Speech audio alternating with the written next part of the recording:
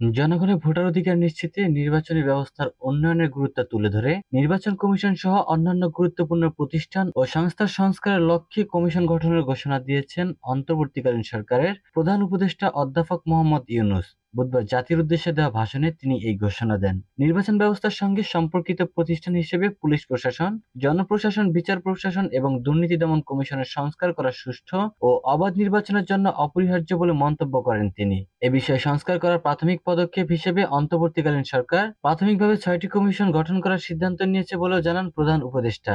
এসব কমিশনের কাজ পরিচালনার জন্য বিষয়ভিত্তিক অভিজ্ঞতা বিবেচনা করে ৬ জন বিশিষ্ট নাগরিককে এই কমিশনগুলো পরিচালনা করার দায়িত্ব দেওয়া হয়েছে। এরপর আরো বিভিন্ন বিষয়ে কমিশন গঠন প্রক্রিয়া অন্তর্বর্তীকালীন সরকার অব্যাহত রাখবে বলেও জানান মোহাম্মদ ইউনূস। গুরুত্বপূর্ণ প্রতিষ্ঠানগুলোর সংস্কারে ৬টি কমিশনে যারা রয়েছেন: নির্বাচনী ব্যবস্থা সংস্কার কমিশনের প্রধান ডক্টর বদিউল আলম মজুমদার, পুলিশ প্রশাসন সংস্কার কমিশনের প্রধান সরফরাজ চৌধুরী, বিচার বিভাগ সংস্কার কমিশনের প্রধান বিচারপতি শাহ আবু নাঈম মুমিনুর রহমান, দুর্নীতি দমন সংস্কার কমিশনের প্রধান ডক্টর ইফতেখারুজ্জামান, জনপ্রশাসন সংস্কার কমিশনের প্রধান আব্দুল মুহিত চৌধুরী এবং সংবিধান সংস্কার কমিশনের প্রধান হিসেবে দায়িত্ব পালন করবেন ডক্টর শাহদিন মালিক।